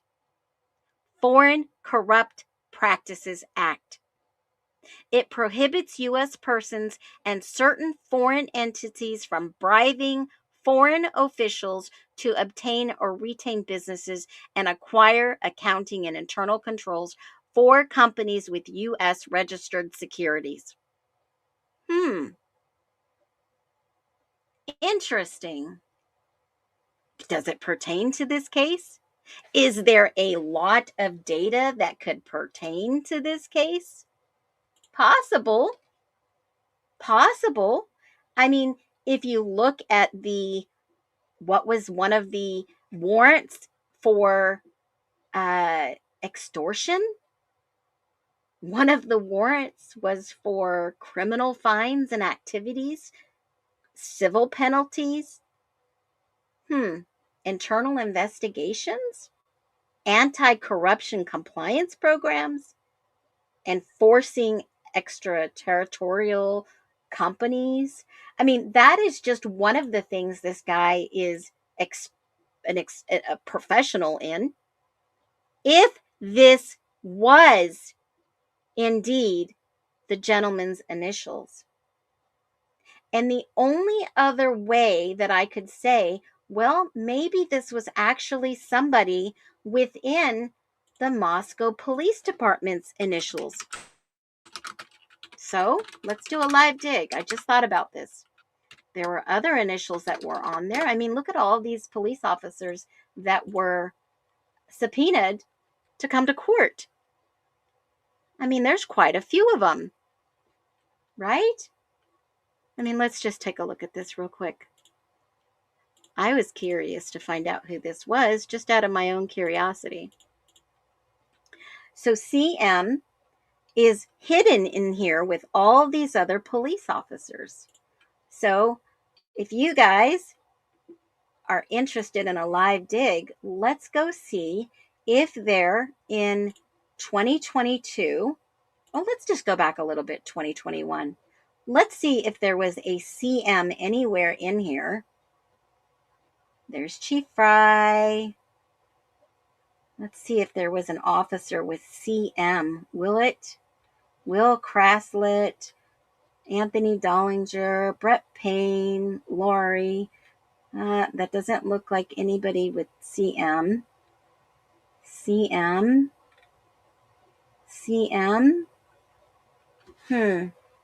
Mackenzie. Frostberg, no. Corbin, Smith, Noons. CM, I don't see anyone. Mobilization team. Anybody do a search and find a CM? Sometimes you guys are good at finding it before I do on live. CM with a cop. Let's see. Is there a CM in here? Moscow Police Department. CM. Laytal Recovery. Caleb Strobel was deployed in Europe for a 13-month tour. And he comes back. Nope, didn't find anything here so far. CM, drug take back, solving problem in the courts. CM, Captain Justin Dean. I mean, these names we should know very clearly, right? Because it should be public information, but they were hiding it in regards to the Moscow case because this person was subpoenaed and they wanted to keep it private. CM, Casey Green. CM. I don't see anything in 20. That was Warner. Post is Mitch, Corbin Smith, Aaron Morris, Mackenzie Fosberg, Kenny Patton. Blaker Gunderson, Joe, Brett, Caleb Struble, Snyder, Josh Peak, Debbie McCallison. Let's see, Services Division, Dollinger. CM, Rick Whitmore, Lawrence. Who is this? Tyler Allen. This is Alan Kajoris, Detective Kajoris.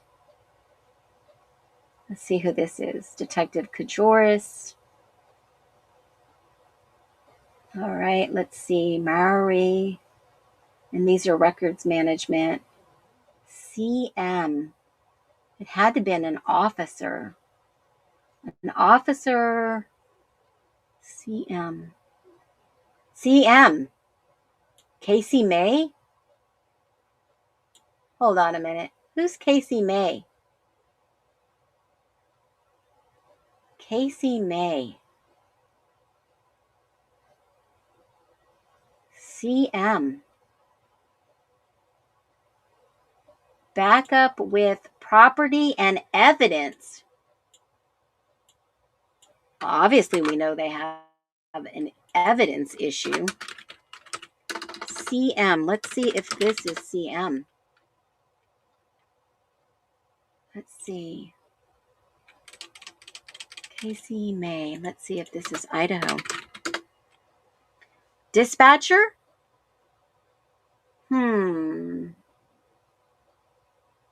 Let me see. Casey May. Ah, might have a match. Might have a match. I think you're right. Maybe. Casey May. Let me type her first name as Cassandra. I wonder if it's short.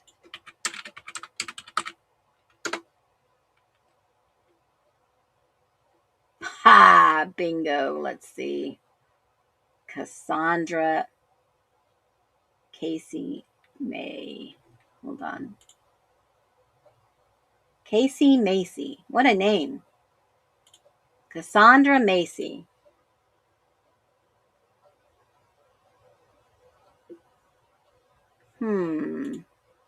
There's a couple females named Cassandra Macy. Let me see if there's anybody. It would have to be Moscow. Yep. Here it is. Here it is. Bingo. Cassandra Macy, Administrative Specialist, Property and Records. She works for the city of Moscow. Her title is Property and Records Administrative Assistant Specialist. Property and Records. Wow. In 22, she came into Property and Records. There is a problem with property and records. Remember when I told you about Koberger's laptop? We went over about this chain of custody and I threw a fit because nobody logged in his laptop. It was missing for 10 days. Do you guys remember that? Do you all remember this? Yeah, there's a Casey May on the witness list, and that's what I was going through. There is a Casey May right here, Macy, right here on the witness list, right above Christopher Manor. So if either one of these people, there was a property issue with Koberger's laptop, I wonder if there were other, obviously there was a property issue and a evidence collection with the knife sheath. Okay. We know about that because there was no tape on it in the notes. And what the forensic person did was put tape on it. Okay. I spot that out. Permanent property officer. Right. Is she the permanent property? I'm not sure. I'm not sure. But there was something. See, they would hide this individual's name in Moscow. So it looks like they were subpoenaed to come in to testify, CM. There was one other person that they hid their name to testify, and that was TS. TS. So thank you, Dina. So the subpoena went out to TS on 2/14/25. So I'm going to go back over to the witness list and see if there is a TS. I don't see a TS. Tim Smallridge, TS, or Timothy Snell. Why would they bring TS in? So we've got two options. Timothy Snell or Tim Smallridge. Now, I think I know who one of these guys is, y'all. Holy moly. Hold on. Let me pull it up real quick. Yeah, I figured. This is crazy. Hold on. Let me bring this up. I wonder why they were going to call him to testify.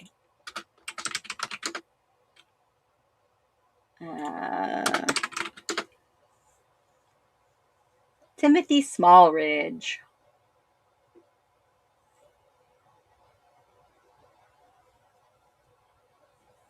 Let me see. Timothy Smallridge. Let's see if I can find an image for this guy. Timothy Smallridge. Who is this guy? Let me see. I don't think that's him. Let me see if he goes by Tim. No, I don't think that's him. Let me see if it's the university. No, it's got to be Moscow. His name is hidden in between some of these other police officers. So who could this be? Anybody get it yet? TS? Moscow, Idaho. Let me see. Government salaries. Here we go. Bingo. Was employed in 2022. Shit, my whole computer just went out. Damn. Don't get me yet, guys. I'm not done.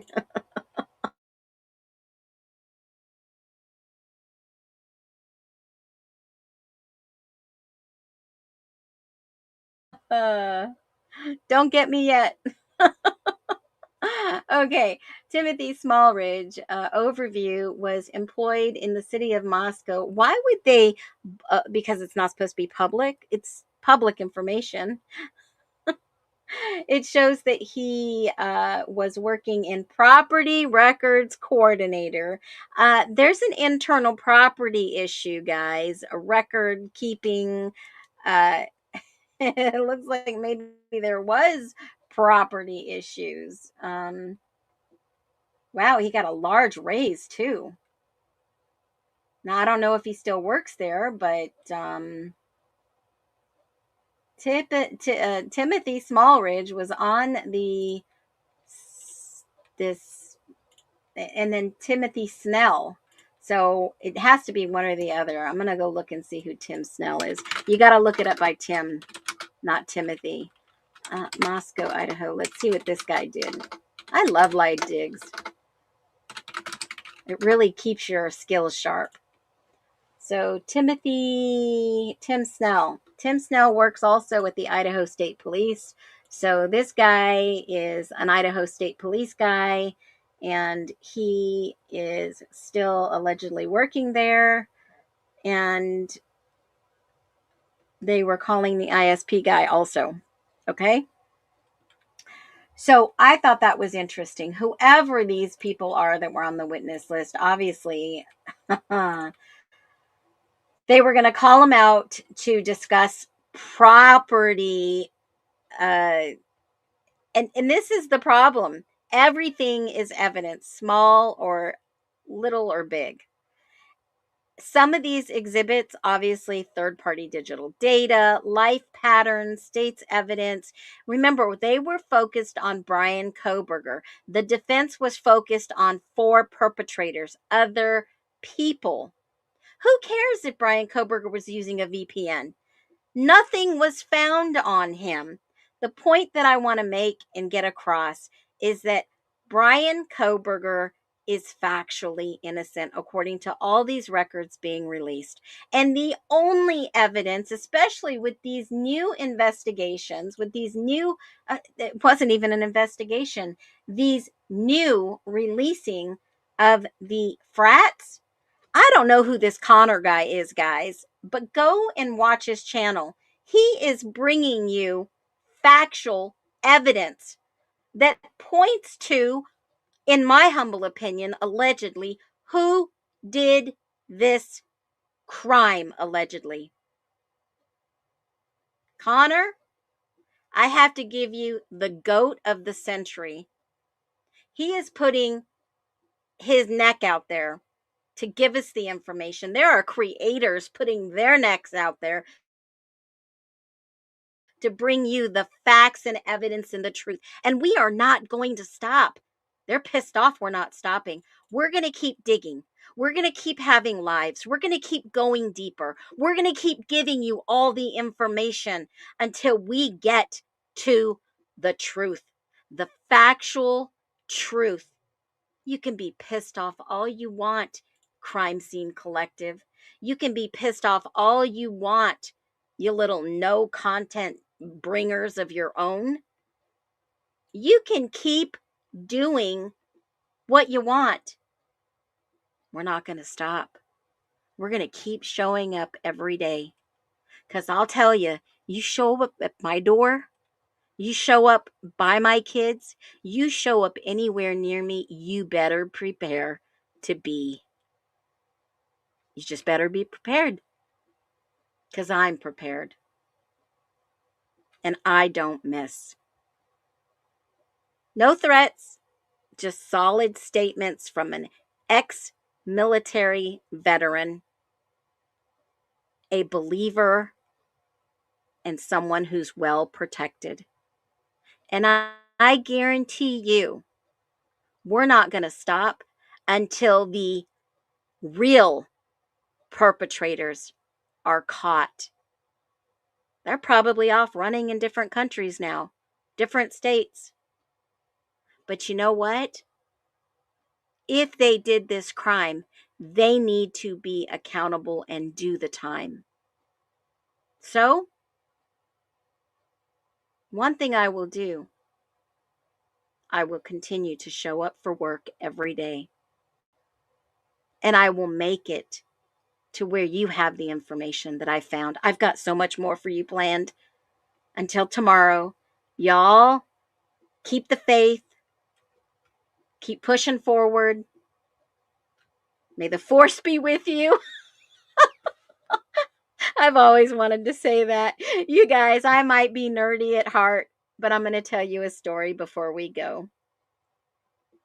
I was gifted tickets to take my 18-year-old son who does factually have autism. And we spent all day at Galaxy's Edge. Now, I'm not a big Disney fan. He's never been to Disneyland. So I took him over spring break. We spent a whole quality 14 hours together, and that was a challenge. If you know, you know. But I will say this. He doesn't like roller coasters, and I never push him to go on a roller coaster. We went to Silverwood when he was about 7 or 8, and he rode a roller coaster with me, scared the hell out of him, and he doesn't like the dark. Dude, there's a special way to get on Space Mountain with having not wait in line for hours, and we did. You go to the exit, you ask for a one-rider pass. He was scared because he didn't want to wait in line, and he was scared to go alone. And the guy tells me, his name was Nathan, shout out to Nathan at Disneyland, absolutely amazing, beautiful soul.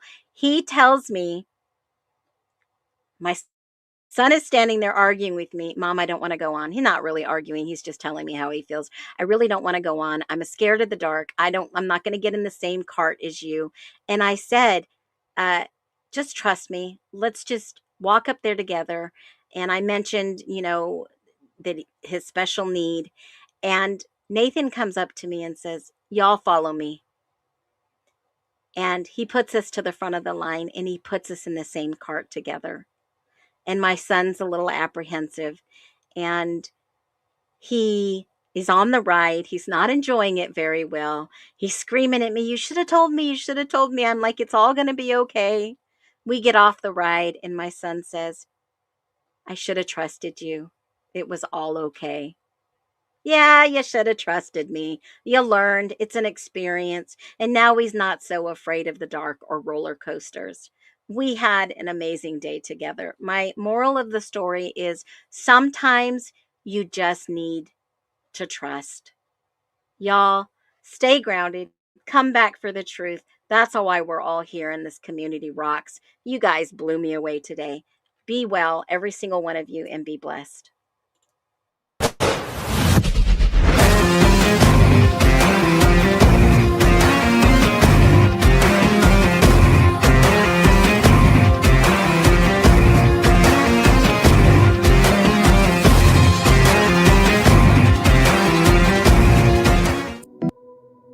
The whispers turned to echoes, and the echoes turned to lies. They sold us easy comfort and a blindfold for our eye. Said to trust the hand that feeds you. Don't you dare to ask it why. But I hunger for the real thing. Is a fire you can't deny. Yeah, the ground is starting to shake now. Can you feel it in your bones? We will not be fools again. We will rise up from the dust, searching for the truth and justice, forging unity from trust.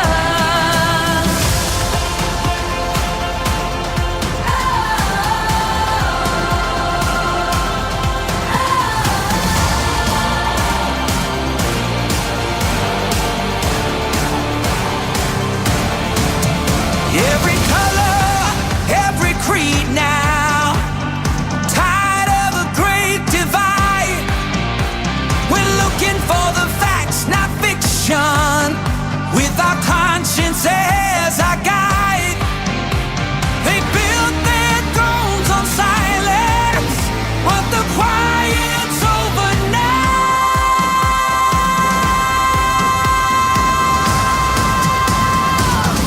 We will not be fools again. We will rise up from the dust, searching for the truth and justice, forging unity from trust.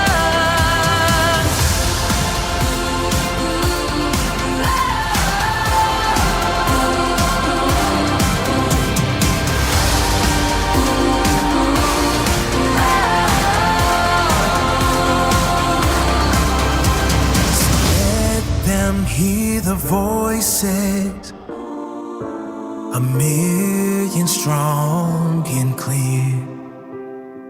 The age of make-believe is over. The reckoning is here.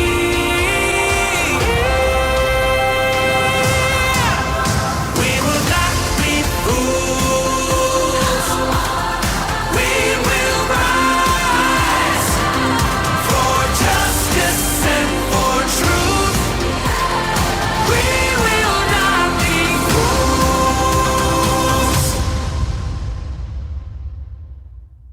Brian is innocent. Brian has been essentially convicted in the media. He has a right to have this information withheld, brought out in public, so that people can see it's not this neat little package. So people can start to wonder if Brian's innocent. Your Honor, Brian is innocent. So if I talk about things that are in the affidavit, and if I talk about things that we're seeking that the state wants to hide, I think that's fair game for the public to hear.